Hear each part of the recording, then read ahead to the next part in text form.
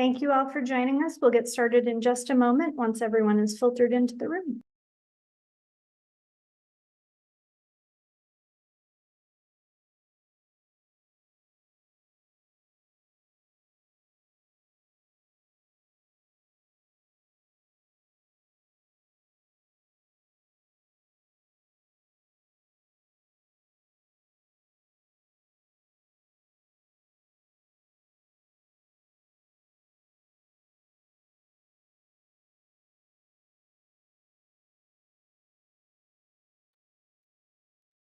Thank you all for joining us for our first July webinar, Rural Road Safety Awareness Week 2026, the Rural Modes Part 1. My name is Jamie Sullivan, and I am the Director for the National Center for Rural Road Safety, and we're really excited to have you all with us here today. First off, I just want to say happy Rural Road Safety Awareness Week. We're really excited that you can join us and that you're participating in this week. We host it the third week of July every year. And this year's theme was the rural modes, and we're going through quite a few different modes in rural communities and really talking about safety for those roads and what we can do both as a road user and as a practitioner to make the roadways and the roadsides safer for these modes. On day one, we talked about roadway regulars, which are some of the regular modes that we see, cars, pickup trucks. Day two, we focused on micro movers, some of those ones that are active transportation types, such as bicycles and pedestrians. Day three, which is today, Wednesday, we're looking at some of our big movers, so freight and agricultural vehicles. Tomorrow, we're going to focus on route runners, so things such as on-demand transit and rail. And on day five, we're going to talk about some of those uncommon cruisers, those modes that are very rural that we see in some of our communities, such as horse and buggies and snow machines. So a few webinar logistics for you all as we get started. Today's webinar is going to be 2 hours in length. To activate closed captions for the webinar, you're going to click on the Show Captions button at the bottom of your screen. You can also use that same button to adjust the captions under Caption Settings. As always, we will be recording today's webinar for website archival, and you can find those on our website at ruralsafetycenter.org/webinar-archive. You can also find it if you go to the training menu or drop down on our ruralsafetycenter.org website. Because we will have 4 different speakers today, and we will have a lot of chatter going back and forth in the chat pod and a lot of resource sharing, I would ask if you have any questions for our trainers that you please put those in the question and answer pod. That will just help us find them a little bit more easily. You can put those in at any time while our trainers are speaking, and at the very end, I will ask them a few of those questions. We will have handouts available for download. Those will be dropped into the chat pod every once in a while for you to access. And then if you wouldn't mind, please completing the feedback form at the end of the webinar. We'd really love to hear what additional rural topics you'd like to hear from us as we plan out the rest of our webinars for this calendar year. And then lastly, certificates of completion and an application for the more formal CEUs will be provided within 6 to 8 weeks of today's webinar. So we do have a few resources that we wanted to point out before we get started with our speakers. We have our Home Safely podcast, and we have released 2 new episodes. Episode 10 features Jay Otto, who works on improving outcomes framework and talks a lot about transportation safety culture. In this conversation on that episode, he talks about the role of human behavior in rural traffic safety and how organizations can promote a road safety culture that saves lives. And then in episode 11, we've featured Jeff Pulver, who's an assistant state traffic engineer for Maine Department of Transportation. And in this podcast, he talks about how rural Maine's roadways and the state's systemic approach to meeting the safety needs of multiple modes. So we'd love for you to check both of those out. And we are hoping to release 1 more episode later this week to also go along with our rural modes topic. So watch for that. We do also want to point out that our colleagues over at the National Rural Transit Assistance Program is having a Rural Transit Day this Thursday, July 16th. And you'll notice that that fits with our day 4 of route runners. They will be hosting a Zoom chat at 2 p.m. Eastern, and that discussion will focus on what transit agencies are doing to recognize passengers and staff and include a discussion about challenges, solutions, and best practices. So if you're able to join them, you can register at that QR code here. And again, all of these slides are available for download in the chat pod currently, so you will still have access to those QR codes. And then lastly, please join us again on Friday for Rural Modes Part 2 webinar, where we will have speakers talking about rural transit, adding buggy lanes on roads for horse and buggy modes, which can also serve bicycle traffic. We'll have a speaker on rail crossing safety and then one on freight in rural communities. So we would love to have you register and attend that webinar as well. And now I'm very excited to pass our webinar along to our 4 speakers. Our very first speaker is going to be Lily Ballingy. She supports the Rural Opportunities to Use Transportation for Economic Success, or ROOTS initiative in the Office of Secretary of Transportation, where she works to address disparities in rural transportation infrastructure to ensure local communities have access to national transportation goals of safety, mobility, and economic competitiveness. With a background in technical writing and project management, Lily has more than 10 years of experience on a range of transportation topics, from hazardous materials to automated vehicles. She holds a bachelor's degree from Western Virginia University and a master's in public policy from American University. And I'm really excited to turn over our webinar now to Lily to speak more about routes and how practitioners can search federal funding resources for the various modes. Wonderful. Thank you, Jamie. Allow me to vamp for just a second as I pull up my slides. Hoping everyone can see them in just seconds. Yep, they're available now. Wonderful. Thank you so much. Thank you for that introduction. We really appreciate it. And happy Rural Road Safety Awareness Week. We appreciate all that is getting done across the rural communities across the country here at Routes. It's just an honor to be a part of such an important mission. So first, allow me to tell you a little bit about what Routes is. Routes, or routes, as Jamie pointed out, depending on your dialect, where you're from regionally, we welcome all pronunciations. The Routes Initiative does stand for Rural Opportunities to Use Transportation for Economic Success. This is an initiative that was founded originally in 2019, really with that goal of prioritizing rural and tribal communities across the country, realizing that there are disparities here that we see in infrastructure, safety, mobility, economic competitiveness. These are issues that are keeping, unfortunately, rural communities, holding them back in a few capacities, and a little extra work needs to take place to help them succeed. And that's something we want to be involved with helping and promoting. So the Routes Office, we have 3 sort of key mission areas, if you will. We work directly to engage rural communities. Our goal here is better understanding what you need, what you're working on, trying to find those solutions, realizing that there's not a one-size-fits-all when it comes to rural communities. We do this through direct outreach, webinars like this. We're often out and about across the communities, across the country, participating in workshops, webinars, meeting with county commissioners, whatever it might look like, to help discuss what your project is looking like. We ourselves do not actually house any rural grant funding, which allows us, in my opinion, to sometimes be a little bit more honest about what's available and how to get it.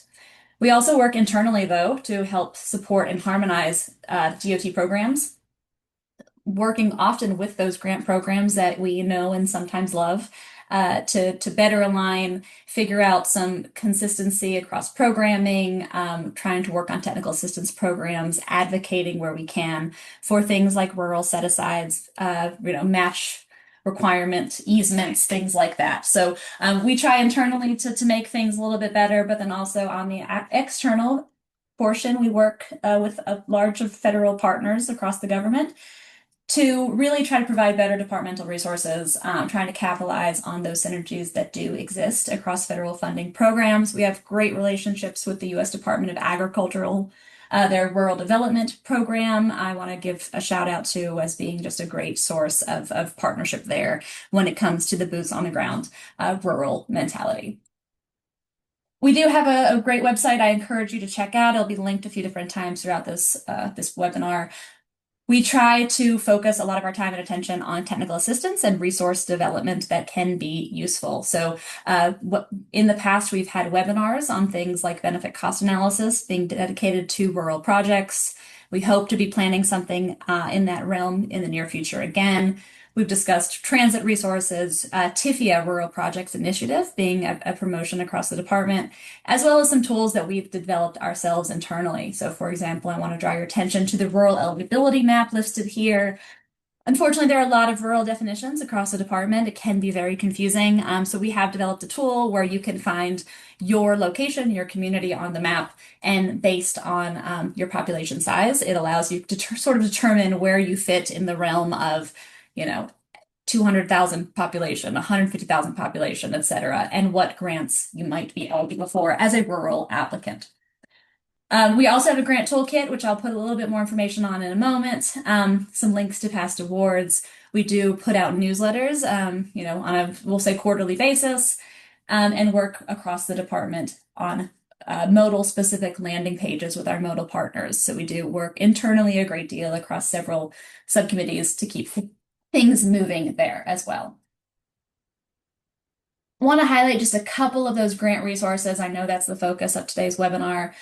So on your left here, you see the Rural Grant Applicant Toolkit. So this toolkit does provide a user-friendly information source to really support the understanding of what the DOT competitive grant program looks like, as well as that process.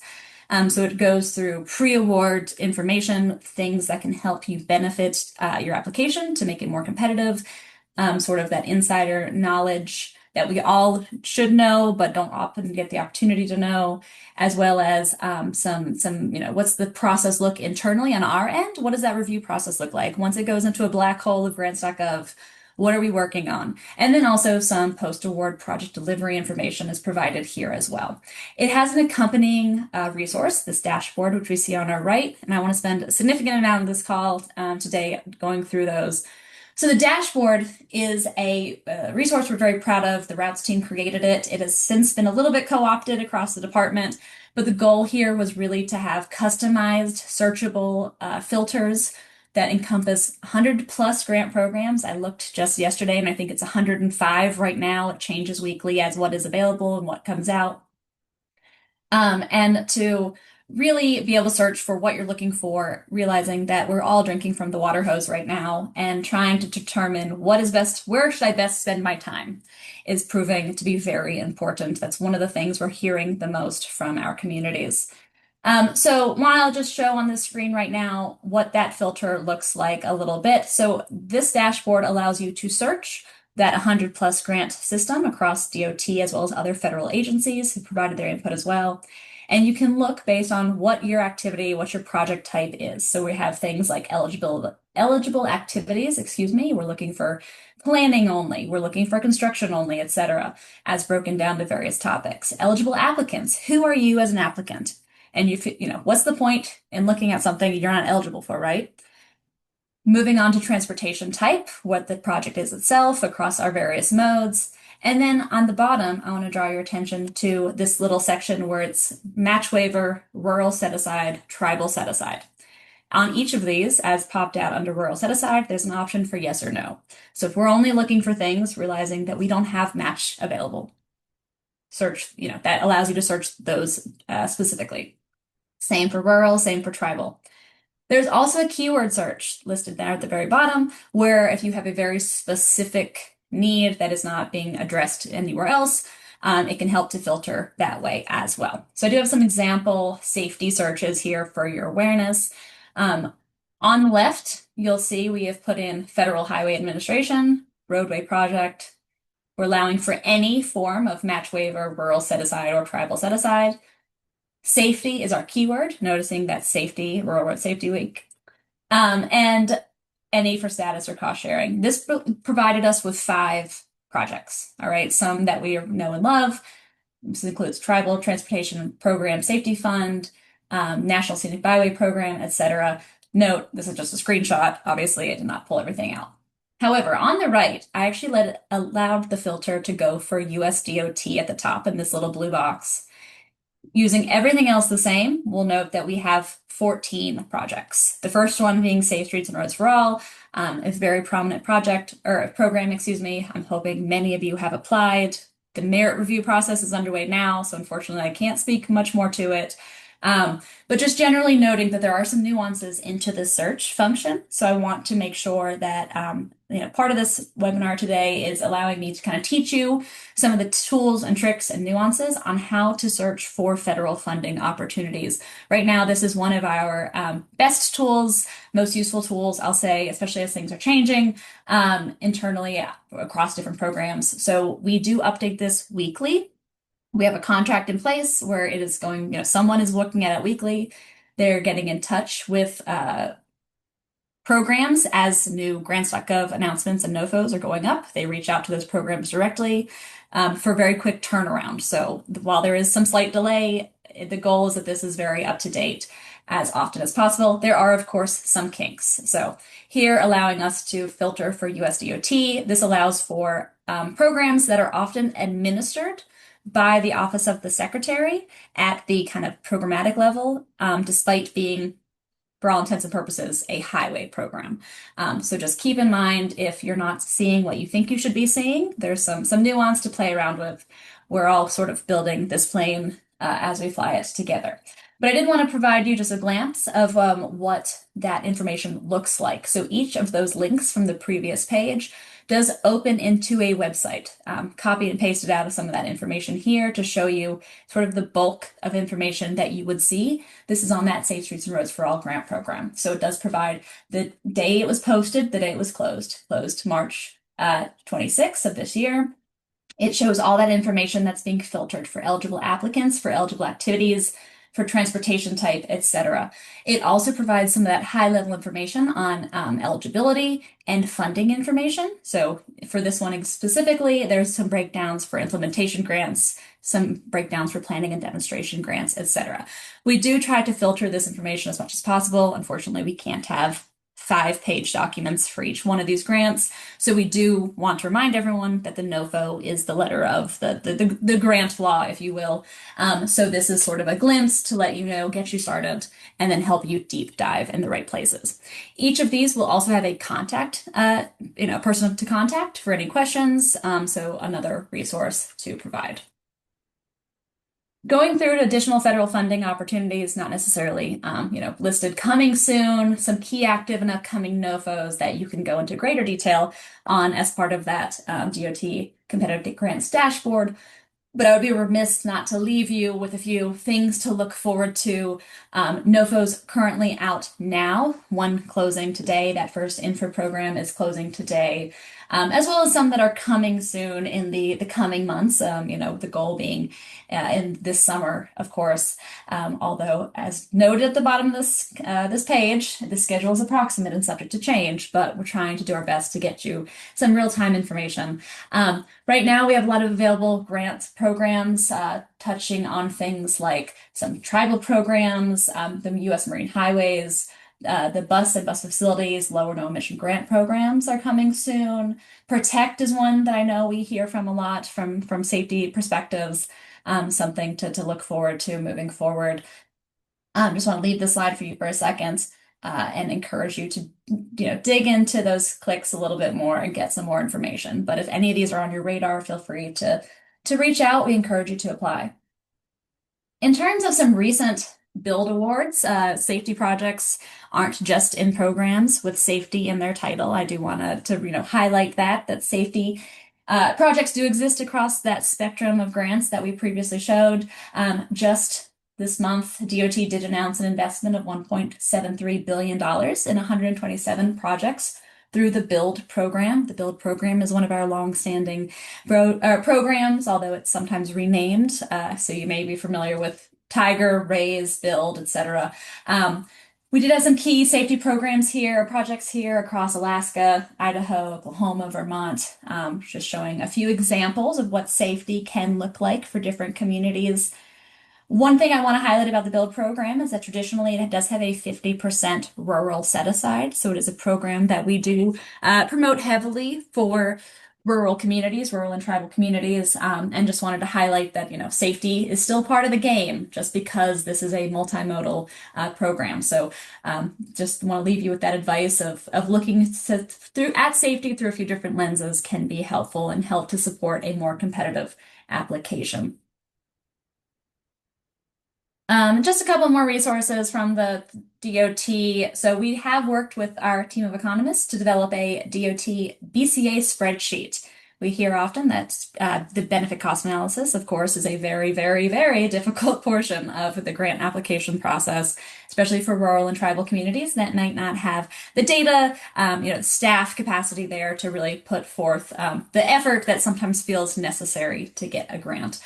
This spreadsheet is available on our website, and it can be used as an optional template, of course, to just really aid applicants in structuring that BCA. It's built in to perform certain calculations that will be incorporated across various BCAs. It's not a requirement to use, of course. It is simply a place that if you need help getting started, we would recommend it to you. We also work a lot, the routes team, on rural safety. So myself, I help helm the rural safety kind of focus area, if you will. We work across the modes on a rural safety subcommittee that really helps to coordinate rural safety internally, but also externally. So some of the things we've worked on in the past do include the NHTSA and FHWA complementary countermeasures guides, as shown on the screen. We're very proud of those. I will note that updates are expected soon to both of these, so keep an eye out as that progresses in the next year.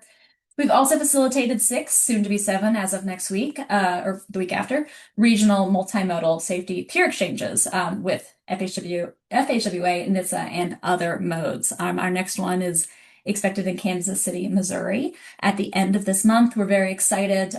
These have proven to be a wonderful resource.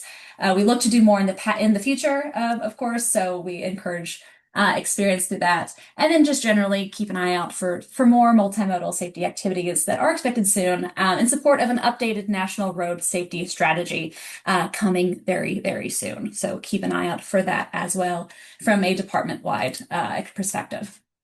Last resource, moving quickly here for the sake of time. Coming in the next fiscal year, we are working internally on a rural disaster preparedness and recovery toolkit. This toolkit, touches on that intersection of recovery, disaster preparedness, and safety being all so interconnected here. It is in development. The goal here to help local leaders really reduce that recovery time, those costs, and how to build, more resilient transportation infrastructure to support future, vulnerabilities. So this toolkit will work on highlighting, various risks and vulnerabilities, strategies being very important, those practical strategies for preparedness, as well as funding opportunities specific to disaster preparedness and recovery. Last slide here, just highlighting once again that newsletter I mentioned. This QR code will take you right there. Encourage you to subscribe, as well as our email, rural@dot.gov, and the website, transportation.gov/rural. So happy to pause and see what I can do. Perfect. Thank you so much, Lily. You had a lot of great resources. They are all available in today's handout, which is the link for it is in the chat pod. I also tried to drop a few of them in the chat with everyone's requests. So the dashboard is up there separately, as well as the 2 rural community resource guides on countermeasures that Lily mentioned. So take a look at all of those over in the chat pod. We do have one question that came in for you, and that is, what is the most recent definition of rural? In Southwest Pennsylvania, because of a declining population, previously urban areas are looking more rural year over year. Oops, I think I'm still trying. Hold on. I stopped sharing early, Jamie, because I want to pull up that rural eligibility map, if you don't mind, because unfortunately, there are a lot of definitions for rural, and that is sort of the point I want to make, is that across different grant programs, we do see, for example, the build program I mentioned does use a rural eligibility of a location outside of 200,000. And some of this is required by statute per Congress. Whereas in other cases, we are given a little bit more discretion. But I'm just going to share my screen for one quick second to reference this while I'm at it. So once you can see, oh, there, hold on. So the rural eligibility map should be showing up in seconds. Okay.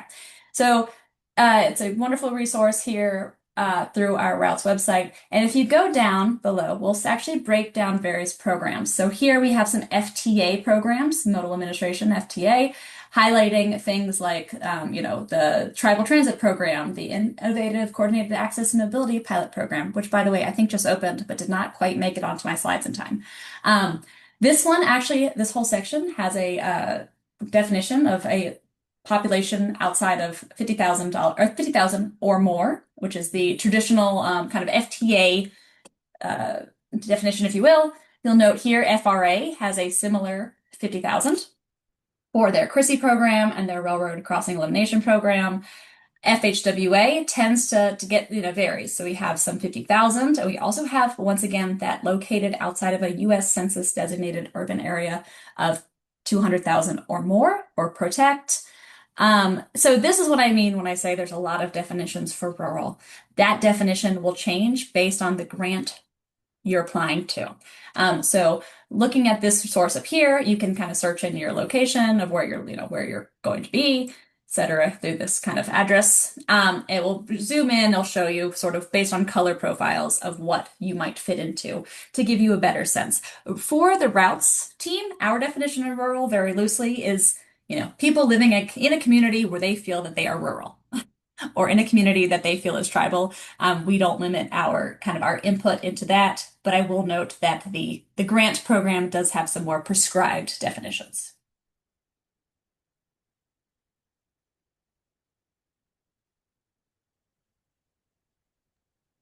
And that's super helpful, Lily. So thank you. We're getting some comments in the chat pod as well that they were glad that you were able to go over that too.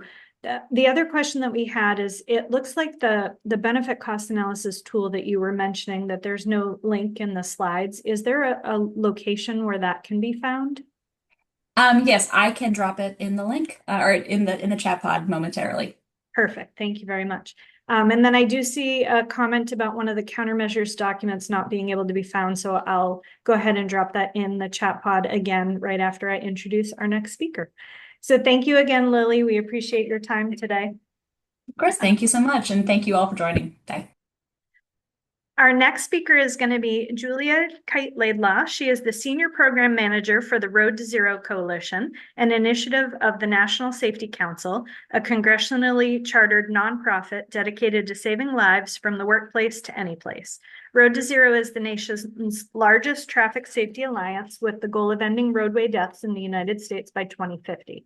Members represent a variety of stakeholders in traffic safety, including professional engineering and planning organizations, public sector organizations, safety advocates, vehicle manufacturers, technology developers, public health, emergency medical and trauma organizations, and law enforcement and judicial system representatives.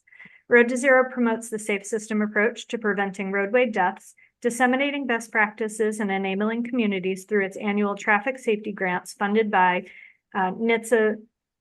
Before joining National Safety Council, Julia served the New York City Department of Transportation for 6 years as Director of Safety Policy, leading Vision Zero initiatives to reduce deaths and injuries in traffic with a focus on pedestrians and cyclists. Today, she's going to be talking to us about a recently updated website called MyCarDoesWhat. And this is a great resource for you to be able to explain to the public some of the safety features of their vehicles and how they can use them. So I'm excited to turn it over now to Julia. Thank you so much, Jamie, and thank you for having me here today. Yes, so I am here to give a quick overview of this NSC resource designed to make sure that you as drivers can take full advantage of all the tech in new cars that's designed to make driving safer and more convenient. It's called MyCarDoesWhat and can be found at mycardoeswhat.org. I'll be giving you a little tour of it later, but first I'd like to tell you a little bit more about Road to Zero and a background on the exact program that I'm a part of and that hopefully you would like to sign up for too. So Road to Zero is a project of the National Safety Council funded by NHTSA. Membership is free, so if you're not familiar with us yet, you can join already at nsc.org/road to zero. And right now we are the largest coalition in the United States of organizations and individuals who are trying to eliminate fatalities on our roads. And how MyCarDoesWhat fits into this is that from the beginning, since we started about 10 years ago, advancing life-saving technologies has been one of our central focus areas. We are also see ourselves as promoters of the safe system approach, which I believe many of you will be familiar with from National Center for Rural Road Safety as well. And the area of safer vehicles is one that interests us and intrigues us a lot, because vehicle technology has really moved so quickly. And we see a lot of attention on the future being autonomous vehicles, vehicles that aren't going to need a human driver's input, but we know that's a long way away. So what can we do as an organization to promote people who are driving now, who are going to be driving for the foreseeable future, being able to operate as safely as possible, both to protect themselves and to protect people outside the vehicle? So that's where MyCarDoesWhat comes in. This program actually started back in 2015 with a partnership between NSC and the University of Iowa, recognizing new vehicles are coming with more high-tech features than ever. 20 years ago, the capabilities we have now would have seemed completely like science fiction, and now in many cases they come standard. So we designed what we wanted to be a user-friendly website to everything that's going on, not just under the hood, but inside the computer chips, inside the sensors. It's designed with straightforward explanations, graphics, and videos to serve drivers who perhaps aren't terribly familiar with automotive technology. They're not mechanics, they're not real gearheads, but they've bought this vehicle, they've invested a lot in it, either for personal use or for work use, and they want to know how to get the most out of their purchase. And maybe they've heard a little bit about certain features, but they don't really know what they do and what they don't do. So we've created it to make sure that people can have a really easy guide to what all those advanced driver assistance systems do and don't do. That second one is almost more important, because we know that if there are misunderstandings about how car technology works, it could be over-relied on in a situation where it's not appropriate or where it's not meant to be used, and that can lead to more danger. We also think that people will be interested in learning a bit more about the technology behind them, things like LiDAR, radar, cameras, AI even being integrated into this.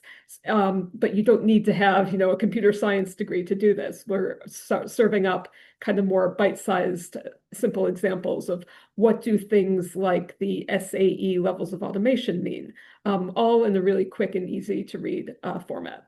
And then if you're wanting to learn more about your specific vehicle, we also have links to the guides, and often when we can find them, the specific safety features pages for pretty much every manufacturer selling in the United States. So as I said, the original site launched in 2016. We know technology has come a long way. Nobody was really talking about autonomy in 2016 outside, Silicon Valley circles. It was not yet law that new vehicles have to have backup cameras. And seeing how there's so much new technology, this year we updated MyCarDoesWhat to bring information about 8 new features, which are appearing here.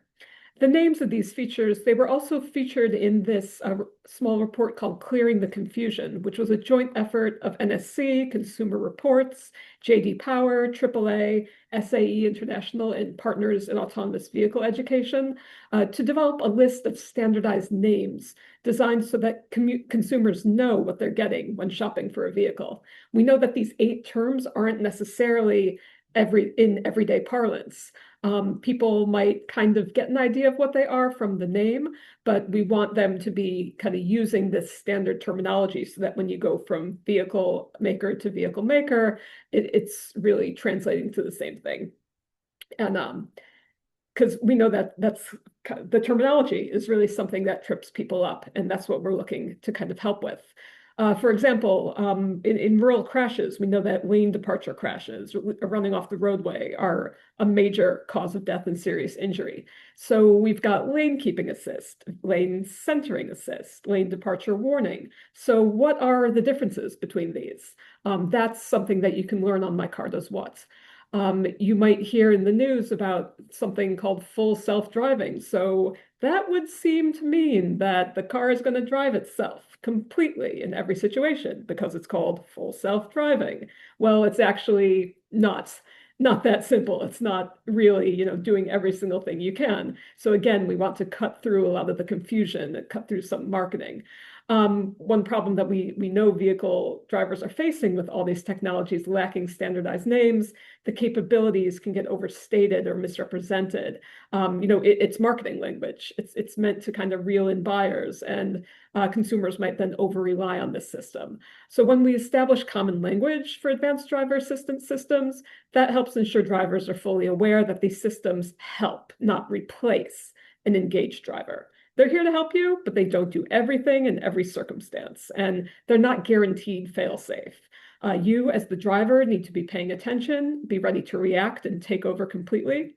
And in a minute, I'll show you the site and how we've got a Q&A there on some of the pages. But first, here's an example of one new technology where we're trying to get through the confusion. So active driving assistance on the right, that's one of our new features for MyCarDoesWhat. And here on the left, you'll see 4 different proprietary names for systems that all really have a similar functionality. Active driving assistance is a combination of adaptive cruise control and lane centering assistance. It's level 2 on the scale of automation that goes from 0 to 5, but you'll see one company calls it assist.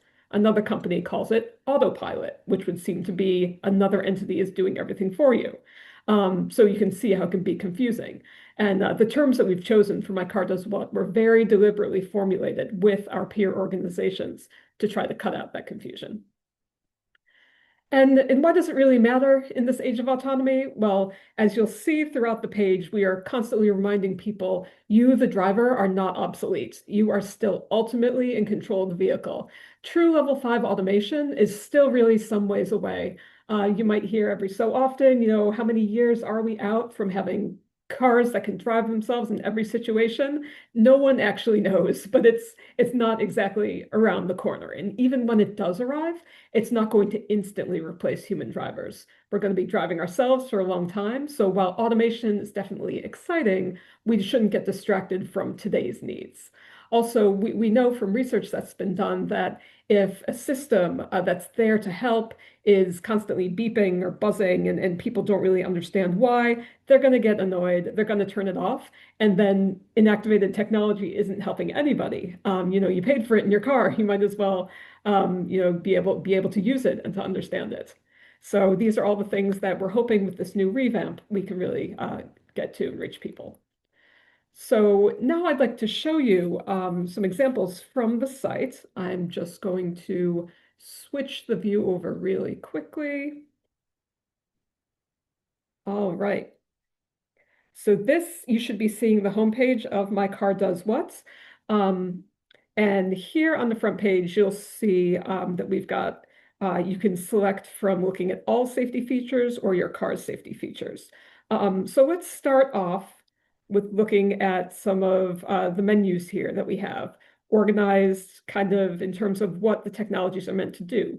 Collision prevention is separated into warnings and intervention. The warning gives you a signal. The intervention is actually the vehicle acting on your behalf with things like automatic emergency braking or automatic emergency steering. If we go down a bit, there's also a lot of new features about parking and backing, which we know can be a specific hazard to pedestrians, to shorter adults, and to children. So we talk about all kinds of different features now, including active parking assistance, which involves a lot of measures of autonomy. We also talk about vision support, things that involve blind spots, your vehicle alerting you to things you can't see. Some of this technology is not new. You may have been using it for quite a while, but it's always good to be able to refresh with what you're working with. Driver monitoring is really a very new area, and a lot of it involves the use of different sensors and even AI-driven cameras to make sure, to try to detect when somebody is maybe distracted or using a phone, not paying attention to the road, and try to urge them back on there. So those are particularly interesting, and I encourage you to check them out. And then various forms of driving control assistance, that active driving assistance we were talking about, lane centering and adaptive cruise control. And then features that help you with your brakes, your tires, and your stability. A lot of these, again, have been around for a long time, but it's good to refresh. And then other forms of driver support for hills and the push button start, which we find that people are still visiting the page quite a bit to learn about. So I'll start by diving into, let's try lane centering assistance. I think, yeah, because as we said, what's the difference between this and lane keeping assistance and lane departure warnings? So here we've got, I won't play it now because I know we've got some limits on bandwidth, but there's a video that explains in about 30 seconds how it works and what it does. And we've put here front and center what it does and what it does not do. Lane centering assistance, you're going to need marks on the roadway for the system to be able to identify so it can keep itself evenly spaced between them. In some rural areas, if the lines disappear, you can't rely on lane centering assistance anymore. Your car will notify you perhaps that it's going off, but you have to be prepared to know how to do that. Then in our quick guide, we offer usually 3 steps here about how it's going to work, what you need to do. When it beeps or vibrates, how do you respond? And then what do you do if you want to kind of engage with it further? We delve a little more into how it works on the technical level, kind of going one step further from lane keeping assistance there. Lane keeping assistance is putting you back if you start drifting off. Lane centering assistance is making sure that you're not drifting in the first place. And we talk about how it's a level 2 driver assistance system on that scale of 0 to 5 in autonomy. But then always, and you'll see this on many pages, you always need to be paying attention to the road because things can change. The system doesn't work in all situations. And if you're not using it properly, even in a case like this, the system may fight you if you're trying to get out of centering, and it can't steer for you or get around anything that's stopped. And there's certain features that will not work. It's definitely not a self-driving car. It's doing one task. It can do it pretty well, but you, the driver, are still under control. Our pages also have, some basic questions and answers we anticipate. If there's no lane markings, it's not going to keep you centered because it can't read it for you. Will it work if you've got snow on the ground? Nope. Again, it's got to read those painted road markings. And we always want people to consult their owner's manual to specifically learn about, the details of their actual car. And then what if, you're a little confused about lane keeping versus lane centering? We put it here in one space so that people can read through it and learn about it.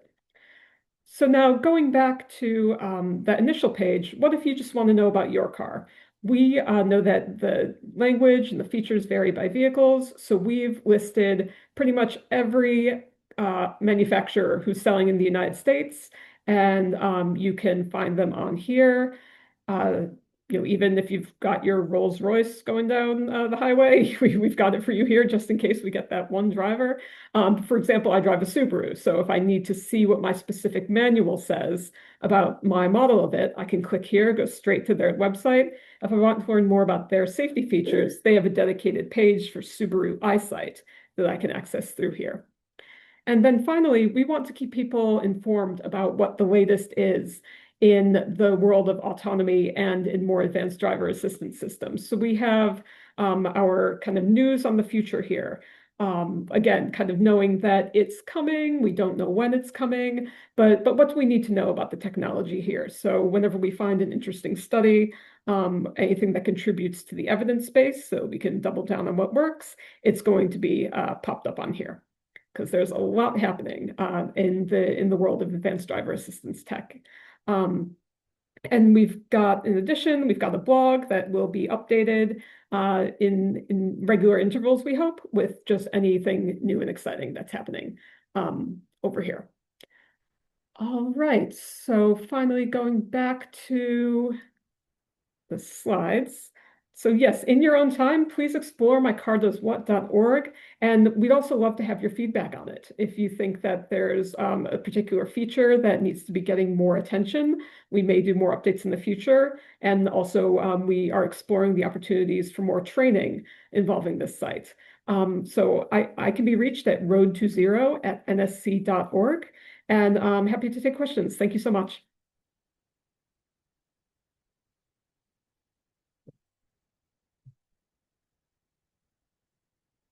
Thank you so much, Julie. We do have a few questions for you, and if anyone else has questions, please remember to use the Q&A pod for our speakers. Our first question for you is that there's a growing interest in consumers preferring older vehicles without all the cameras and tracking. Is there any legislation to pressure people away from this? The questioner says it's not a good example, but something like moving from cars using leaded gas versus unleaded back in the 70s. As far as I know, there's no legislation on that. I know that one thing that, I mean, obviously the cost of new vehicles is something that's very prohibitive. I believe the average cost of a new vehicle is now over $50,000. So a lot of people are looking into the used market of older vehicles. And those don't necessarily have a lot of this technology, which could be a problem. And it also is a reason to not, for us as drivers, to not be so reliant and always remember that we, the driver, are in total control, because you never know if the person around you is going to be, driving something that has any kind of, automatic technology for this. So I do know that there is there's regulations in terms of new vehicles, like everything model year 2018 and ahead has to have the automatic backup camera. But there is nothing about retrofitting older vehicles. But it's definitely a very good point you're making, because I think like the average age of a vehicle is about 13 years old now. So it will be some time before everything cycles through. Julia, the second question that we have for you is that the respondent sees that to find the information for an individual car, it only takes you to the manufacturer's site. They're wondering if there are any shortcuts for being able to read your descriptors, because they felt like it's a lot of work to go to Toyota's page to get the list of features and then back to the icons to choose the correct ones. But they also see why you couldn't necessarily filter them by vehicles, because that would be a huge lift. Right. I think it was just a quirk of kind of the platform we're using to make the site, that we go directly to, say, to Toyota's page. But we did try to find the page for every manufacturer that's specifically about their safety offerings. Not all of them offered it, but wherever we could, we tried to get you kind of directly to owner's manuals and directly to safety issues. We do not yet have kind of a listing of what every manufacturer calls every technology. Perfect. Thank you so much for sharing, and I hope that everyone will go and check out the website, both for routes and for the National Safety Council, Road to Zero, and for MyCarDoesWhat. So thank you, Julia, for sharing that. We appreciate it. Thank you. Our next speaker is going to be Ms. Kat. She is a dynamic leader in safety education, transforming critical road safety messages into engaging high-impact presentations. As Director of Safety Education and Awareness at Look Twice, North Carolina, she has digitized content, expanded student outreach, and driven measurable community impact. With a background in personal injury law and a flair for performance, Ms. Kat brings unmatched energy to every seminar. A philanthropic advocate, TV host, and motorcycle riding mom of 5, she connects through powerful storytelling and practical insights. Her mission is to end distracted driving. Ms. Kat's sessions inspire, empower, and equip audiences to make safer choices on the road. She was recently awarded an award from GHSA, and I'm very excited to have her speak to you guys a little bit more about this innovative educational program for motorcyclists, pedestrians, and bicyclists, because typically when we do the education, we're educating those particular users of the mode, whereas this kind of flips it on its head and is going to be educating others about those modes and how to find them. So I'm excited now to turn this over to Ms. Kat. Happy to be here. Thanks for having me. So yeah, at Look Twice NC, that's what we do. We provide free motorcycle safety and awareness education. So let me get in to tell you what we do, how we do it, and how we started, how we got into it. So hopefully, I'll be able to help some people, especially the nonprofits that are in attendance today. So we actually offer about 20 free programs. Some are geared towards drivers, some towards riders, some are geared specifically toward the age of participants. Our newest program is actually provided in courts. It's the first of its kind across the country. So when a driver causes a crash, that results in the injury or unfortunately the death of a motorcyclist, the court can order this program. It's provided live via video conferencing to anywhere in the state. And then we provide a report back to the court. If anybody has any questions, please post that. I would love to tell you about the first time this was used. It's an amazing story. So we create generational change in driving. And we do that by focusing on changing not just how people think, but how they behave. Now, that's a very tall order, but I'm going to show you how we do it. So we got started over 30 years ago by the motorcycle rights organization called ABATE in North Carolina. Now, they started just by teaching driver's ed students class by class, everything they needed to know about sharing the road with motorcyclists. And what they found was essentially that when you teach young drivers, what they need to know about that, when you teach young drivers to look for the smallest vehicles, they end up seeing all vehicles. So they lobbied the state representatives to make this program mandatory for every driver's ed student, which ultimately came about in 2011. So that's how we got that. Now, the program was always free to receive, but it wasn't always free to provide. Now, COVID helped with this. When you can make your curriculum or your program in such a way that you can put it online, for instance, a website. So whether it's your instructors or your community partners can just click on it and download it. And that also goes for your videos, post them on a YouTube channel. Right there, you're cutting out costs. There's no more CDs or flash drives to produce. A lot of costs are for your promotional items, like flyers. If you can upload those, and if you can provide them again to your community partners, or for like us, it's driver's ed schools. You cut out the printing cost for that. And we ultimately went to electronic business cards, which I love. And of course, our volunteers, our instructors cover their own travel expenses, which is tax deductible. Now, it just goes to show you, you don't need a ton of resources to create a very large effect. During the course of our program, we haven't had more than 30 instructors, and yet we have taught over 500,000 students in person. Now, that does not include our videos. So, don't be discouraged just because you might not have a lot of volunteers.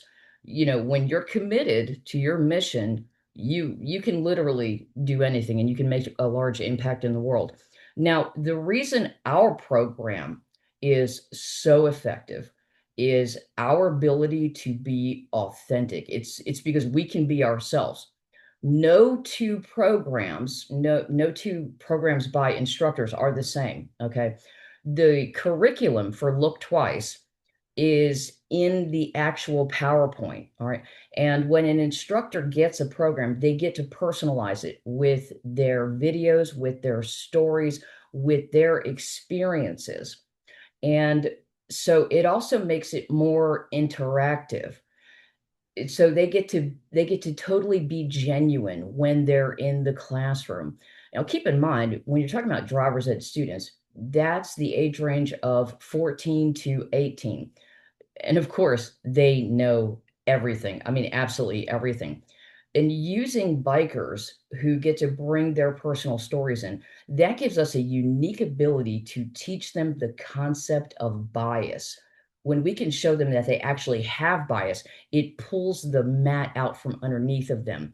So as far as driving goes, it teaches them awareness, empathy, and safety comes along with that. But of course, it has life applications as well.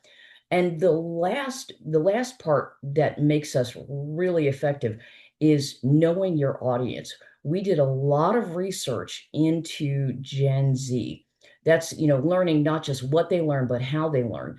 And look, you can ask anybody under the age of 27, and they will tell you, and I quote, everything I needed to learn about life, I learned through TikTok. So no matter what your personal feelings are about TikTok, when we made our program look, walk, act, talk, and act like a TikTok, we had a huge surge in interaction and feedback, which is why this looks the way that it does. And that really helps us reach true understanding through our communication, showing your audience that you see them, getting that connection. This is just a little tidbit of the kind of feedback that we get when you have your participants reaching out to you, telling you that I'm going to remember you and the things you taught me for the rest of my life. That means you're really leaving a lasting message. That means they're gonna, I mean, that's just incredible. And it's not just the students. I mean, when you have a driver's ed teacher saying that students learn more in your program than in the rest of driver's ed, I mean, that's great feedback. Now, the poll that we send out after our program, well, that also gets incredible feedback. I mean, look over here. 90% of students say that their parents would benefit from this program. And hey, we're not trying to scare students, but when you're able to provide real world information, that can be scary. So I'm just going to give you basically just a little snippet of our program, Share the Road, that we provide to these driver's ed students as quickly as I can, because we do teach over 100 points of information in it. It does move fast. It is strong. We do pull out the punches because we only have that small opportunity, that small window. So as I've said, we do train them to look for the smallest videos. It's not just about motorcyclists or mopeds or scooters. We cover everything about sharing the road with pedestrians, about bicyclists, okay, about all of that. Now, we start the program by asking our students, how many of you have ever been on a motorcycle? Do you have family or friends who ride? Getting that information, seeing what we're working with here. Because look, if you've never met a biker, when you hear that word, typically an image of something like this or even this might come to mind. Now, this concept can apply to anything, but we're just using bikers as an example. The media has such a huge part to play when it comes to how we think about whether it's a person or a group of people. And let's face it, the media does not paint a pretty picture about bikers. You don't hear stories about how, groups of bikers get together and make sure thousands of people have Christmas. No, you know exactly what we hear about when it comes to bikers. And look, there are so many different types of bias. No one is immune, but until something happens, we might not become aware of our bias. So what we do is make people aware that they do have bias before they lead to deadly consequences. Because we could teach people everything they need to know about watching out for these vulnerable road users. But if we can't get a connection, if we can't create that connection, they're not going to do it. Wherever stigma exists, so does death. That's just the way it is. Now, this is just one of the things that we use to pound this subject in. I've removed all of the animations for time. So we play this game and we say, hey guys, just for fun, take a wild guess as to what you think, which one of these might be true about me. And I preface this by saying, the creators of the program, they're my friends. They like to poke fun at me because they know it's impossible to offend me. Now, and I go through and I play and we have fun and I laugh about these and I say, oh, that's ridiculous. Oh, this one, that's not even a real thing. Now, as you might imagine, as you can guess, which one they always end up picking, which of course is a motorcycle riding mom of four. Now, occasionally they might guess homeless, but that's about it. Now, naturally, the answer is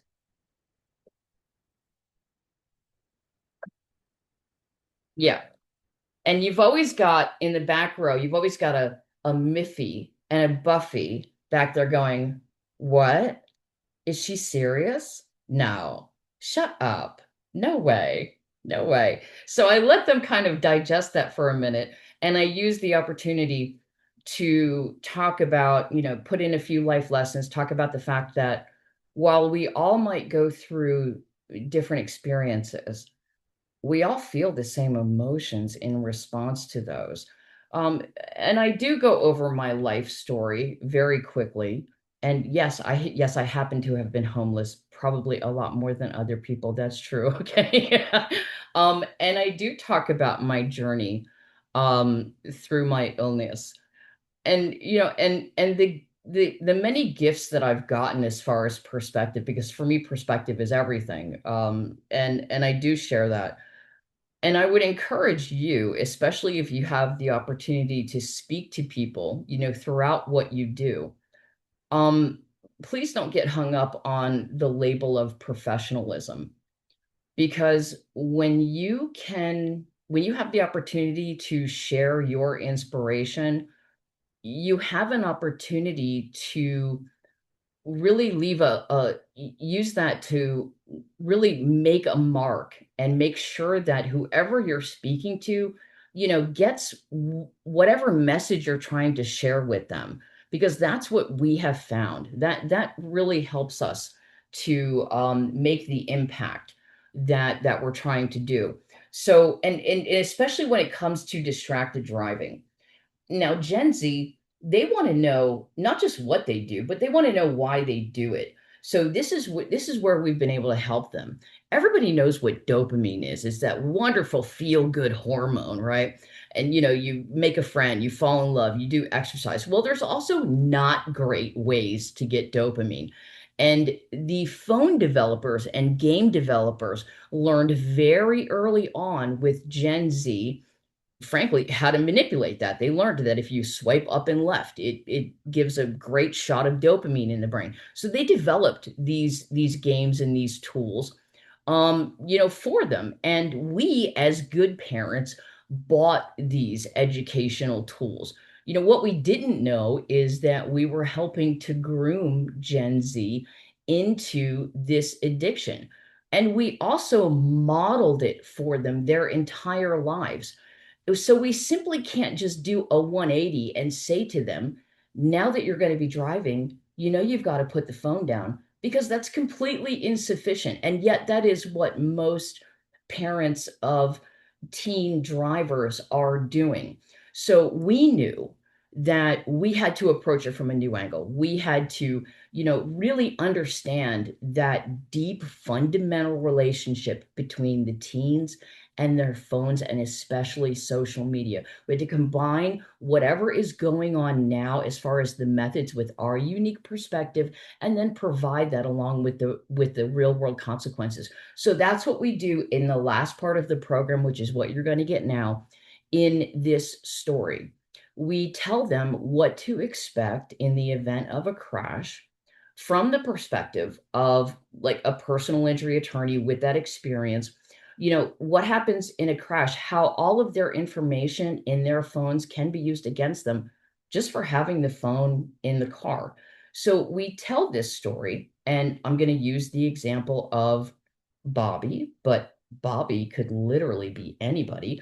So Bobby gets home from school, he goes to kick back, he opens up his phone. looks at Safari and says, wait a minute, no, I'm going on Chrome. And then he thinks, wait, I got to play my tunes while I go through social media, right?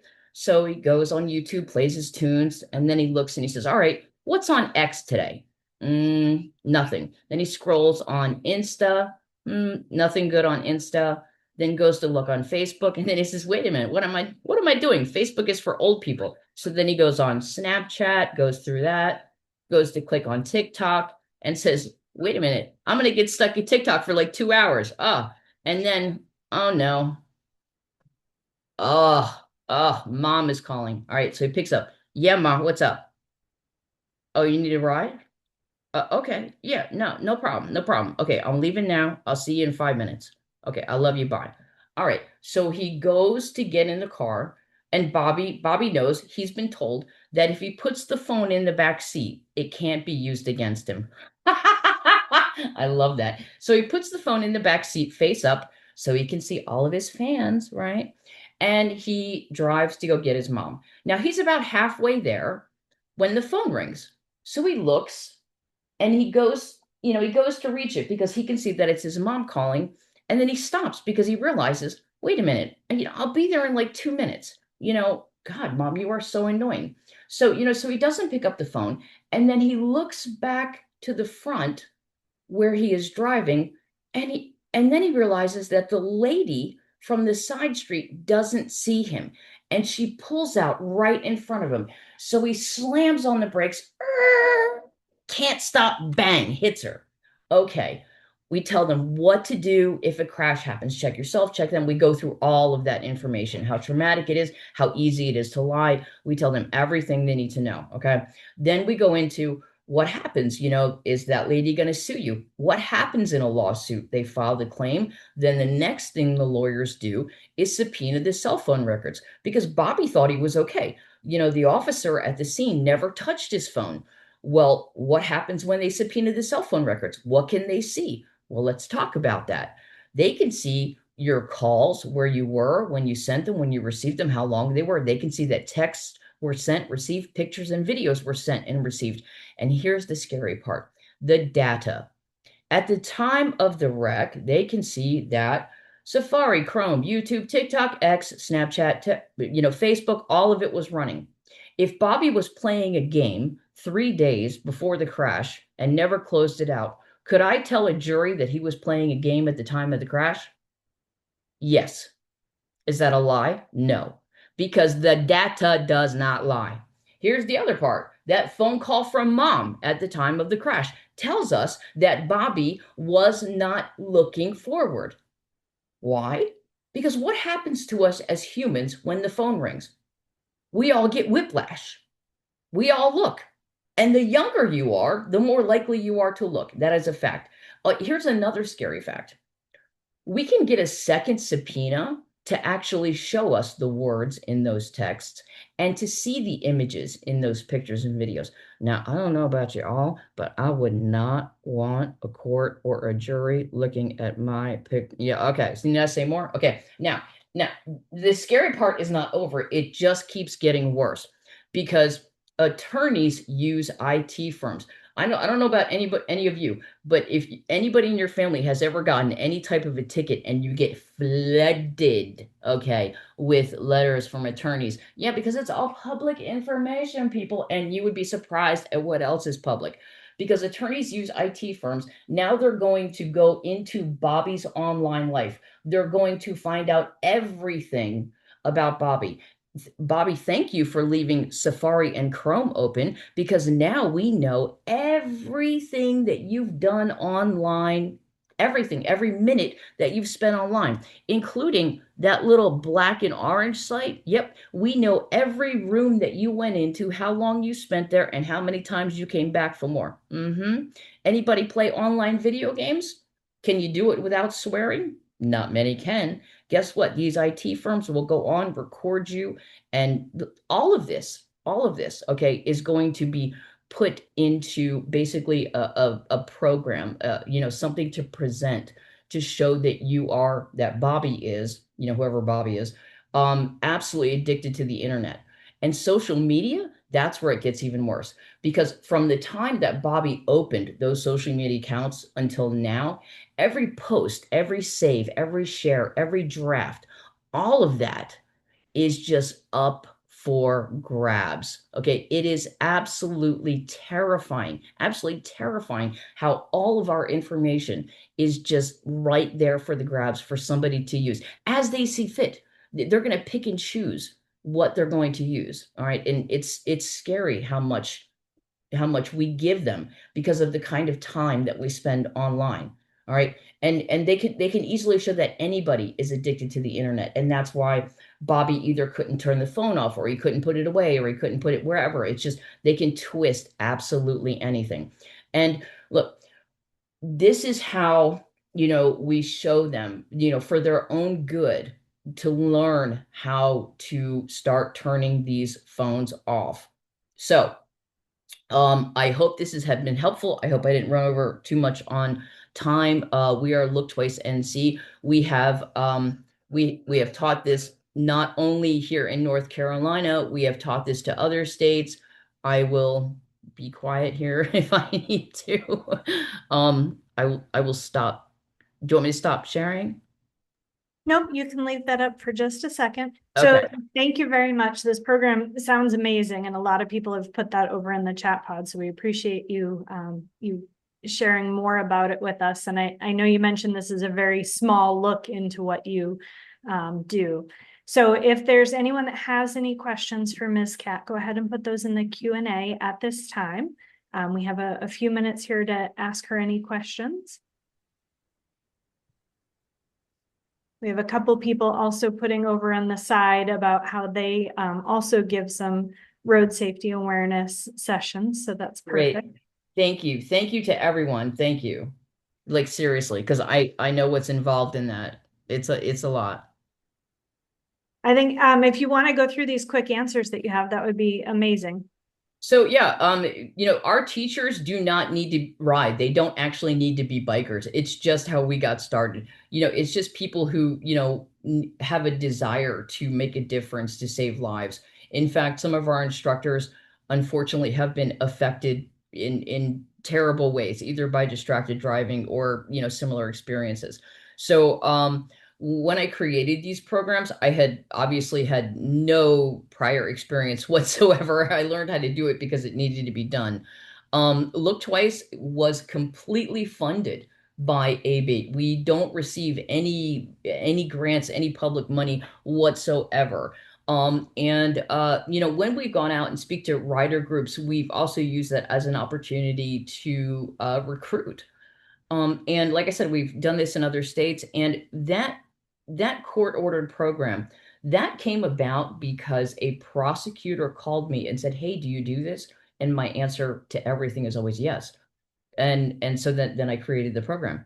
And the first time it was used was because a 62-year-old UPS driver who had never had so much of as a parking ticket, unfortunately was in this very rare, crazy crash that resulted in the death of a 22-year-old motorcyclist.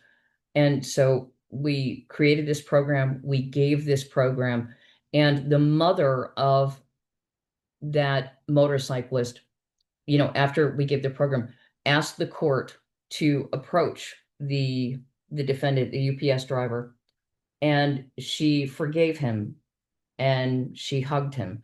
There was not a dry eye in that courtroom, guys. It was just, so you never know how you're going to affect change. It can be in a lot of different ways. So that's yeah.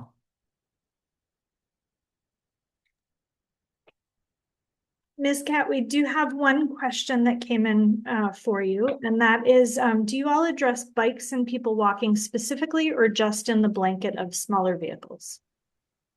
Do I just bicycles? Yes, bicycles. Absolutely. Yeah, we teach them how to share the road, everything from pedestrians, people using mobility device, bicyclists, how much basically how, bicyclists are entitled to an entire lane, right up to tractor trailers, including school buses, everything. We teach them how to share the road with all vehicles. Perfect. Thank you. And thank you again for joining us today to explain about your program. Oh, it looks like we might have one other question. Oh, no, we just have a thank you. So All there's right. Thank you. thank you Thank for you that too. Yes, thank you so much. We really appreciate you explaining about your program today. Our next speaker is going to be David Veneziano.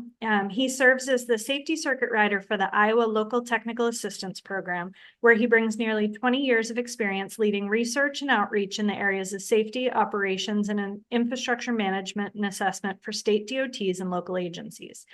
This includes research, technical assistance, training, and outreach for local agencies in the areas of safety and operations. As safety circuit rider, he has developed, led, and instructed safety and roadway-related training, outreach, workshops, and training events for city, county, and other agencies throughout Iowa. He also conducts frequent roadway safety audits statewide with local jurisdictions, as well as he provides technical input for different safety programs. Finally, he leads and provides support for safety, operations, and maintenance research. He earned his PhD in transportation engineering from Iowa State University in 2006. We're excited to have David here to talk about designing active transportation features for winter maintenance. This particular presentation came in as a request when we did our save the date and sneak peek for Rural Road Safety Awareness Week. And we did talk about the different modes we were going to be talking about. We asked our audience if anyone had any requests or things that they'd really want more information on. And so this came in to us as a request from a practitioner who was interested in learning more about active transportation for winter maintenance. I'm excited to turn it over now to David. Thank you, Jamie. And I got to give Jamie a tip of the hat because she literally just took my introduction slide here because I was going to say the exact same thing she just said. So if you do have ideas, that's a great lead in. Send them to Jamie. You never know what the center is going to be able to track down for a speaker. And so she mentioned, as Jamie mentioned, I'm going to be talking about designing active transportation features for winter maintenance. Basically, considerations that agencies can make with respect to how they can do winter maintenance around pedestrian safety features. And so I'll just keep referring to pedestrian safety features, but we're basically saying the same thing with active transportation there. So a little bit of background on this work.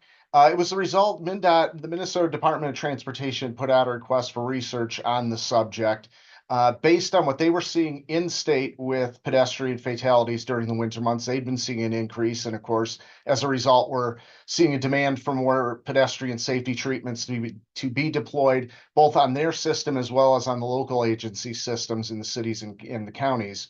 And so I just pulled some real recent numbers through NHTSA, and so you can see very similar trends in snow states. Certainly not a comprehensive list of all of our snow states, but yeah, the trend over time generally is pointing to where we're seeing an increase in fatalities, and certainly there's always that interest in adding more and more pedestrian safety features on our roadways. And so when we do that, we need to be thinking of it from a maintenance perspective. As well as protecting the public. We got to be thinking about what's it going to take for plow operators to safely maintain this and those types of considerations. And so that was kind of the drive behind this research. And once we start digging into the problem, what we really found is it probably won't surprise most of you, but we really, when it comes to winter maintenance, both here in the US as well as abroad, the focus is on either the mechanics, the equipment we're using, plow blades, all those things, or else just the snow and ice removal chemicals that we use. And so there's not a lot of consideration or thought given to what are some of the things that we can do to design our roadway system, and in this case, specifically pedestrian features, to be more winter maintenance friendly so that, we're trying to reduce that workload, reduce that material usage that we have to use to keep things safe, not only for roadway users, but for those pedestrians as well. So with that, the need was, of course, looking into designs that would help with winter maintenance operations, but at the same time, provide those pedestrians with the safety that they need. Obviously, better designs, like I mentioned, can reduce material use, impacts on the ecosystem. And so what we set out to do in this project was really just look for what are best practices and solutions for design, installation, and maintenance of these pedestrian features. What I'm going to cover in this material is not design guidance. It is just food for thought for agencies to consider And so obviously states have their own design guidance that they follow, but these are items to kind of keep in mind as an agency if you're looking to implement any specific types of pedestrian features. We'll talk about some very specific ones here, but the general concept is transferable to anything that you're looking at implementing along your system. So what we did was set out to look at what are the characteristics that make a feature easier to maintain for our existing equipment, not require agencies to buy all new equipment to work around a feature. What are best practices in terms of plans, policies, ordinances, maintenance agreements, things like that that local communities already are using that might be of interest to others, both within the state of Minnesota in this research, but nationally as well, to have that documented for those folks. And then just develop recommendations, which we'll cover toward the end in the final few slides here. These were the treatments that were of interest to the research project, very basic treatments, as you might have guessed, things like curb ramps, the pavement markings that we use at crosswalks, that was of interest, obviously a high wear feature for plow blades when they're passing over. Things as basic as the corner radii, where we have that interface between the roadway and the pedestrian sidewalk and curb ramp features. Curb extensions, those were another feature that was of interest to the group. And then things like refuge islands, speed humps, raised crosswalks, those types of features which do jut out into the roadway a little bit, but at the same time now add another dimension of maintenance and another feature that plows, for example, have to consider operating and being able to clear around. So the information we looked into was obviously literature. We looked into what the designs that are out there are, both within existing design guidance as well as what research reports had talked about. Looked into what information was related to the maintenance around these features to the extent that existed, and then got into information on winter maintenance impacts, how those factor in and can be addressed by different designs. We also looked at other relevant information, pedestrian surveys, for example, and some of the information the pedestrians had pointed out that, from a winter maintenance perspective, this feature is a little more difficult to move around because of X, Y, or Z. We'd pull that information in as well for consideration. We also did a survey and just looked into what was being done within the state of Minnesota as well as throughout the US and internationally as well, with respect to plans and policies for snow removal around different pedestrian facilities. So one of the things that came up pretty quickly, as you might guess, is just the damage caused by snow plows. And the most common interface, that I alluded to this a little bit earlier, is just that curb interface, or the interface between our sidewalks and the roadway, which of course incorporates the curb. And in some cases, curb extensions as well. You can just see a picture of a curb extension here toward the right side of the screen a little bit. It's a smaller version, but we'll see a better graphic here coming up on that.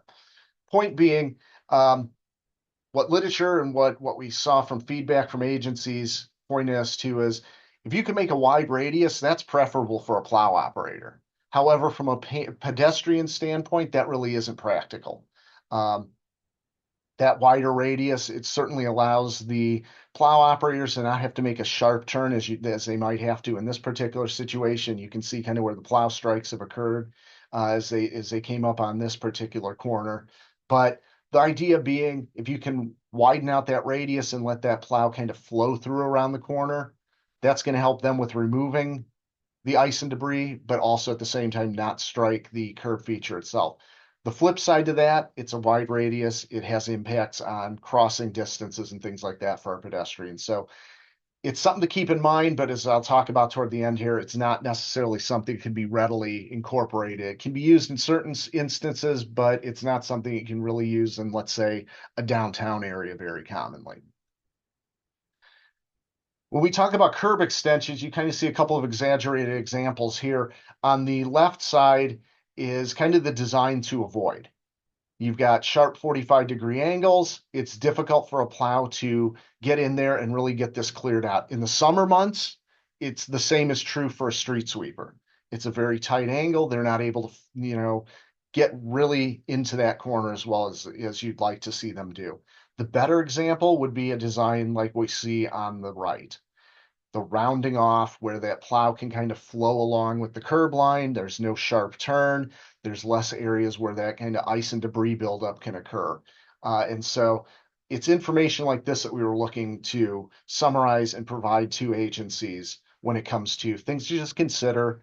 It's not a big cost difference to, do the design on the left versus the design on the right.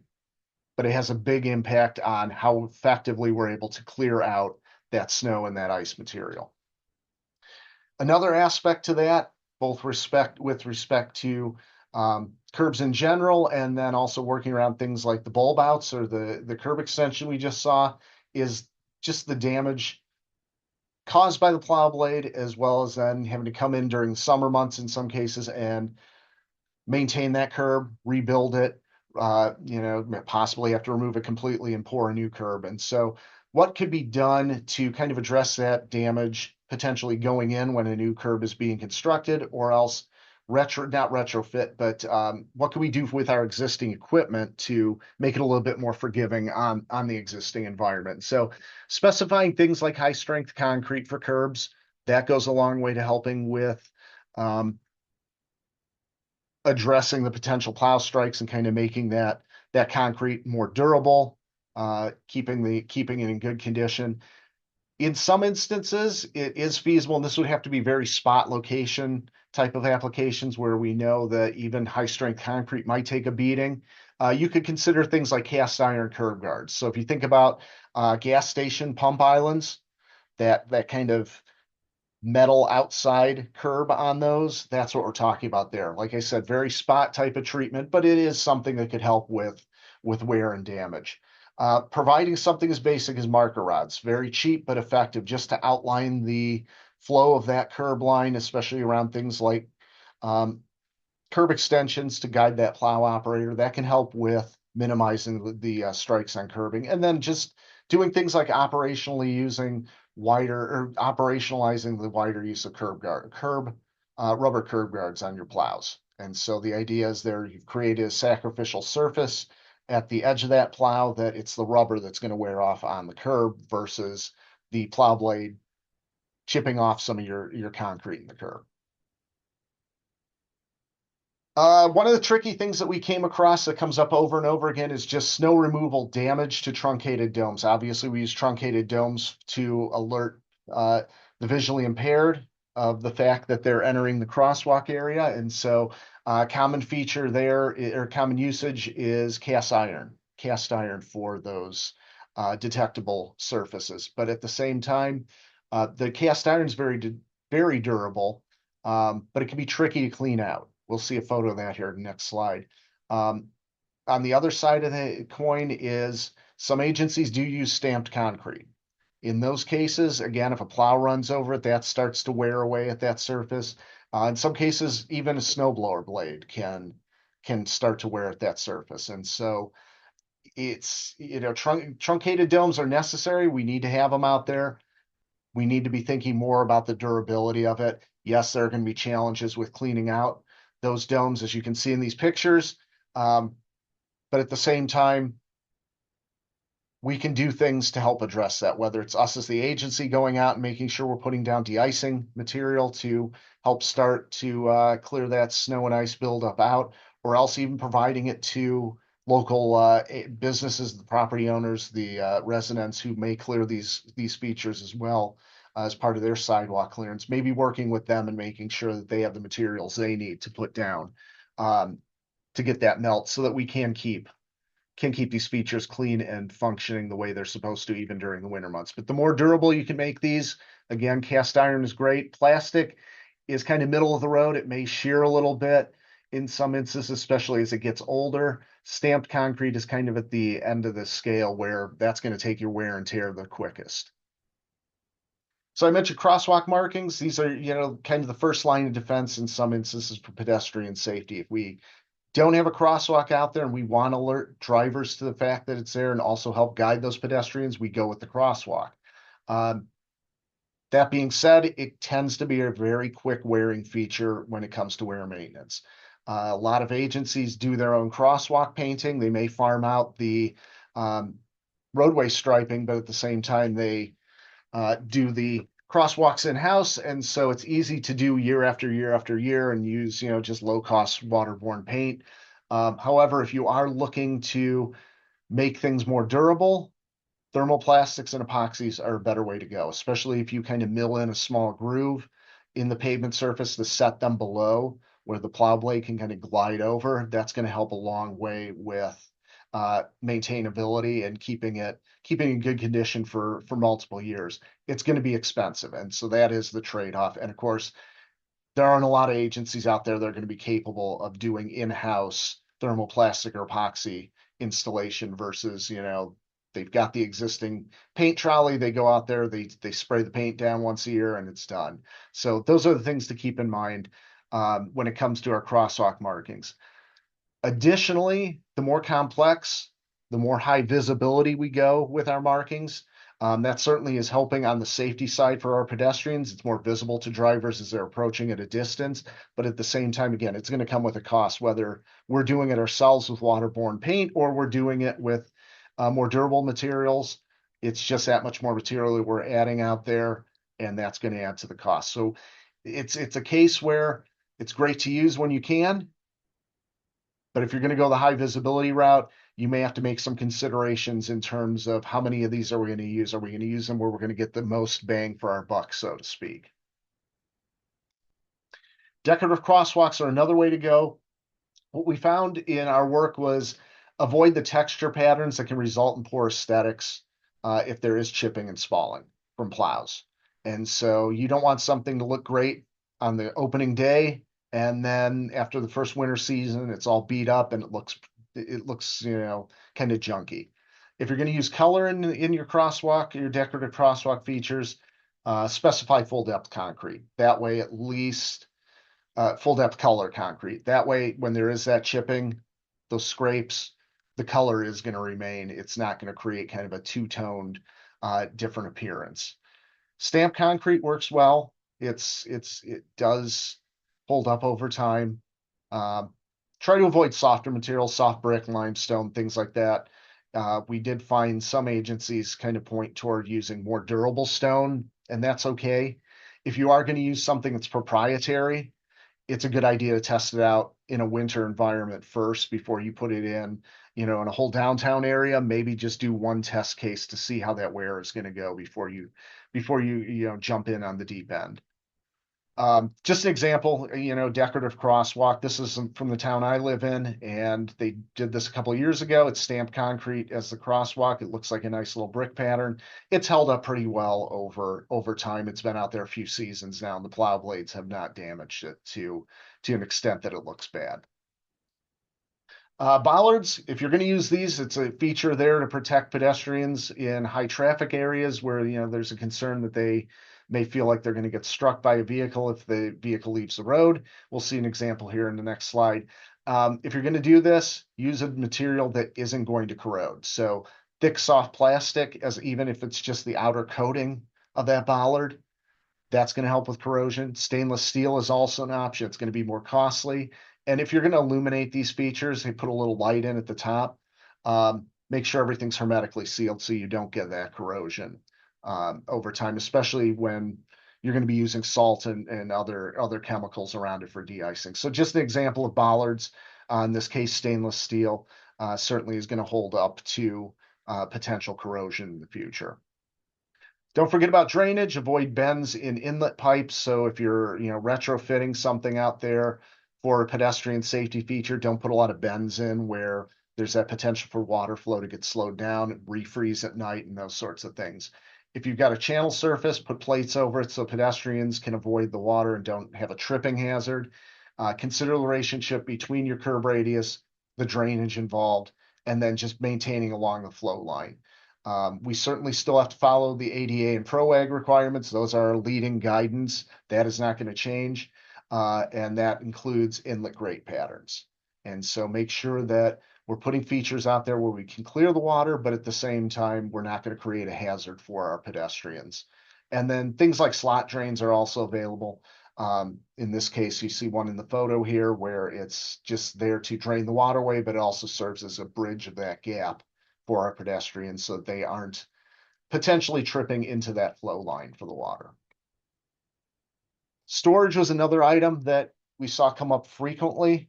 The idea here being when we design pedestrian features, we can also incorporate other aspects with relation to them that will help us not only have nice aesthetics during the warmer months, but also help us out with snow storage in the winter months. And so things like parking spots work great for snow storage rather than pushing that snow up onto the sidewalk area and blocking pedestrians potentially or taking away some of that sidewalk space from them. We can also co-locate snow storage with summer sidewalk cafes or grass, even just between the curb line and the sidewalk itself. A lot of agencies that we saw when they do use these types of situations, whether it's a parking spot, whether it's that median area between the curb and the sidewalk, they come in after the storm has ended and they do a clear out at night. They haul the snow away to a designated disposal area. Just an example of snow storage using parking spots. And again, a lot of agencies will do this where it's, get everything cleared, get through the storm, then come back in and remove it when we have the opportunity to do so. So we can recreate that storage, recreate it, so to speak, for the next storm that comes. Pedestrian islands, median crossings or median islands, splitter islands, basically features where the roadway environment is wide enough that we have to provide something for our pedestrians to stop and wait until it's safe for them to finish their crossing maneuver. Big thing to keep out from a design standpoint here with winter maintenance is avoid ponding and refreeze in the walkway cuts through these types of islands. Drainage can be a challenge. That may mean putting an inlet on the pedestrian walkway area or a trench or slot drain, something to get that water away there if it gets into the walkway or even before in the curb line itself to stop that from encroaching into the walk area. Small gutter parallel to the walkway would be another way to do it. Minor corners, and we're talking about the basic, the lead-ins to the sidewalk itself through the pedestrian or through the median feature, whatever type of island we're using. It should be rounded. Again, that's to help with the plow strikes and damage that could occur from that. Whenever possible, an island width of 4 feet or more is preferable. That'll provide a bit of snow storage. Again, haul out might be required after the storm.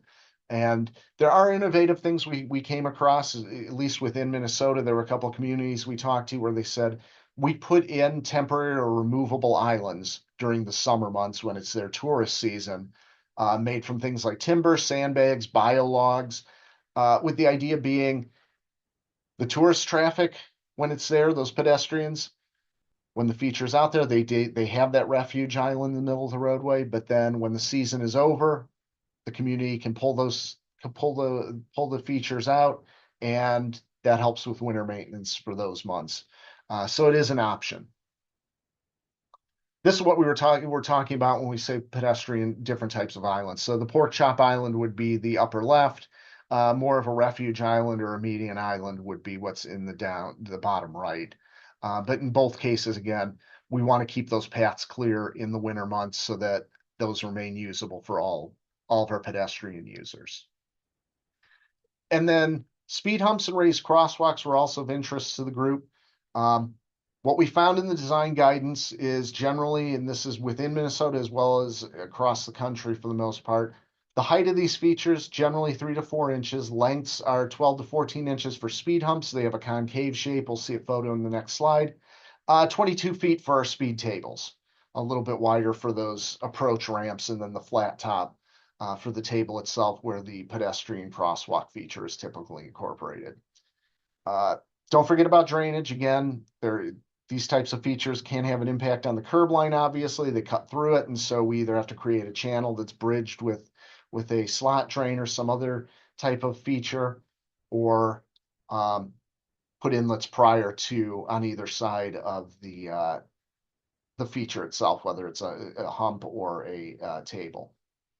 What we did find is, especially in talking with agencies, they aren't a challenge for plows. So once the plow operator is familiar with where they're at and kind of how to operate over them, they may have to slow down a little bit more than they would like to.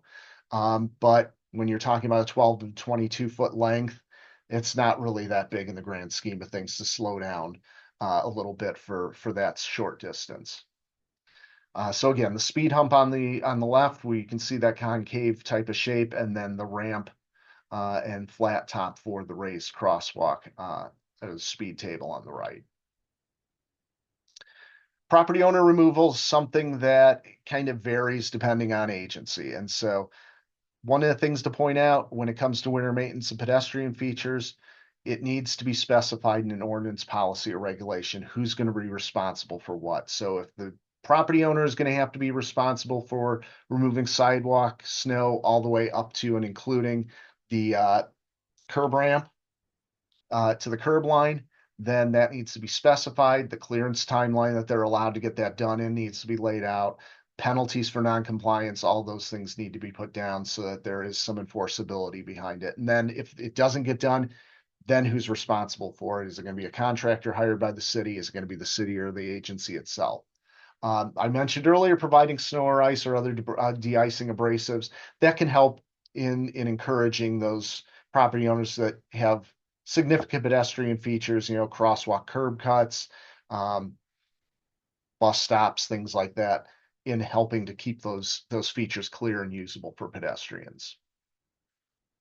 One of the end products of this project was producing this table of benefits and costs related to pedestrian safety treatments. I'm not going to get into all the details of this table here. I'll just point out that we pointed out what are some of the benefits that the particular feature offers in terms of pedestrian safety, and then what are some of the costs, both to winter maintenance as well as general kind of throughout the year maintenance costs. We don't get into dollars and cents necessarily. We stick to more of here's what some of the items to be thinking about are, some of the impacts that you may encounter would be. So just briefly to wrap up, recommendations from this work at a high level: roadway designers need to consider discussing plans for pedestrian features with the maintenance forces of the communities that are going to have to, where these are going to be put in at. And so getting the input from those plow operators, for example, on what they think about a certain design, what tweaks may be needed to adjust it to make it a little bit easier for them to maintain, that goes a long way toward getting an end product that's constructed that is going to result in good maintenance being done throughout the year, not just in the winter months, but the summer as well.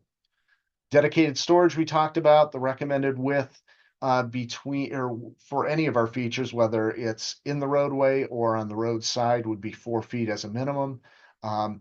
Snow removal and haulage plans are a must once you start to get buildup, and so be thinking about those.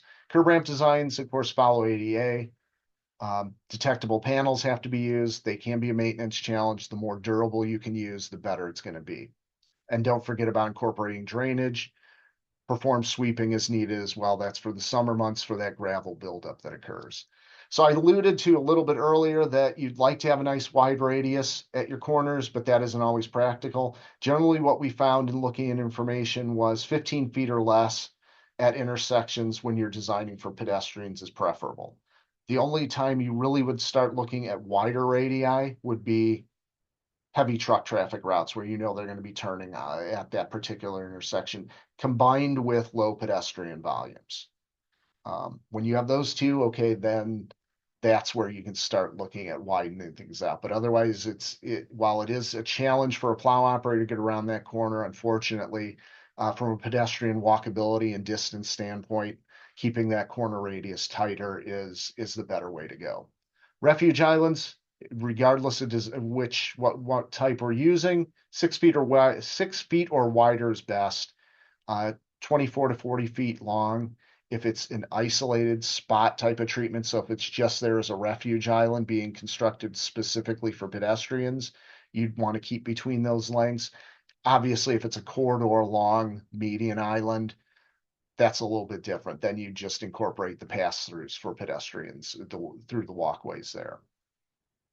4 feet or wider for that walkway itself for passability's sake.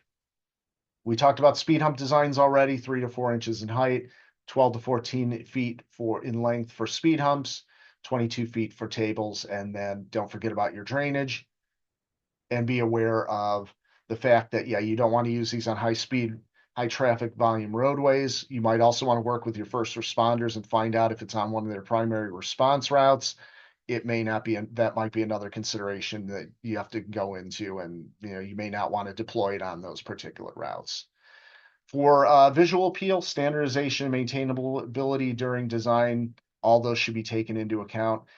Keep in mind decorative features, not only the pedestrian safety treatments that we've talked about here, but things like roadside furniture can be easily damaged. They can be costly to repair. Take those into account. Just some other things to keep in mind. Don't forget about things like pedestrian push button pads when you're requiring snow removal on the part of a property owner. At the same time, locate those features so they are usable. You'd be surprised how often you can come across a push button that's in a really weird spot where it's difficult for different users to be able to reach it safely.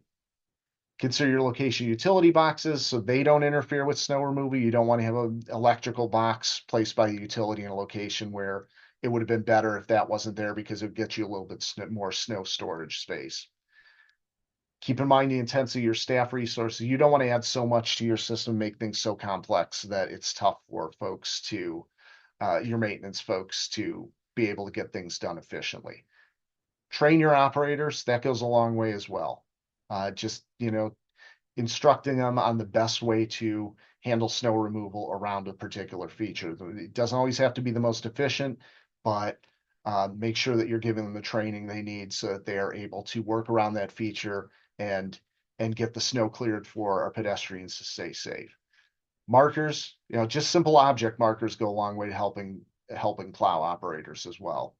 And then have those priorities established, whether it's, we're going to get all of our downtown area pedestrian areas cleared first, and then we'll move on to plowing our bike paths, or however your strategy is going to be laid out. Make sure it's on paper, make sure it gets followed in terms of priority. So with that, I'll wrap up here. Acknowledgements go to MnDOT for their funding and project guidance, our project technical advisory panel. Thanks to them for their input. My co-researchers, Jonathan Wood and John Shaw, on this project, and then the cities and counties that provide us with information and sat down for us to do interviews with them and get their insights and feedback. With that, I will stop and turn things back over to Jamie and take any questions we have. Perfect. Thank you so much, David. And we do have quite a few questions that came in for you. So I'm going to go through just a few of those.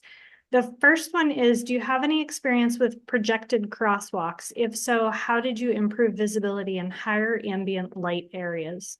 So that one we did not. I have not had any experience, and that did not come up during the course of this project. And so I cannot answer that question, unfortunately. So I apologize for that. No worries at all. But if anyone in our audience does have experience with that, we'd love to see it in the chat pod if you want to drop in your experience. Another question, and again, this can be answered by the audience as well. When you were talking about bollards, this respondent had a situation where they were required that the bollards be frangible so that vehicles wouldn't be damaged if they hit them. They're wondering if you've seen that before and if you have an approach to that. I have heard of that before. I do not have an approach to that, short of just making sure that there's some sort of shear base to them, no different than signs, but that again is going to be something very specific to a certain situation. So it's a case where you'll have to really you'd have to consult with kind of your folks at the DOT, your design engineers, whether you're working with a consultant or whoever it might be, and find out what is the best approach to addressing that type of situation. Perfect. And then the last question that we have for you is, with this question being specific to pedestrian accommodations, have you used permeable pavements in combination with drainage? And how has that worked in cold climates? Does frozen water in the permeations crack the permeable pavements? I have not we didn't come across that in the course of the work. That's not to say it isn't done. I'd be just as curious to learn as you are about the answer to the second part of that question, because it's a great question on whether the freeze thaw, once that water filters in, what happens there, and if it does result in anything. So if anyone else has experience with that or any insights, yeah, I'd be interested to hear it as well. Conceivably, it should work.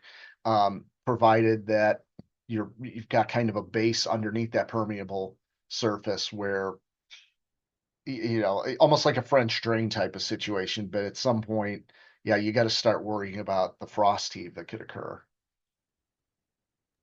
Okay, perfect. And that was all of the questions that we had come in for you as well. So thank you again for your time today. Yes, and thank you, and to everyone that was on as well. Great questions all around. So with that, we are going to wrap up our webinar, but I do want to remind everybody one more time that we do have part 2 of this webinar series that will be coming up on Friday at 11 Mountain, 1 p.m. Eastern time. And again, in that webinar, we'll be talking about transit, horse and buggies, rail crossings, and freight. And you can register on our website. On our training registration page, this QR code will take you there as well. Don't forget to download the handout that we've put in a chat pod several times. And once more time, I just want to thank all of our speakers for sharing their expertise with us today. So thank you to Lily Ballingy, Julia Kite-Laidlaw, Ms. Cat, and David Veneziano. We appreciate your time today. Everybody Thank have you. a happy Rural Road Safety Awareness Week. Thank you. Take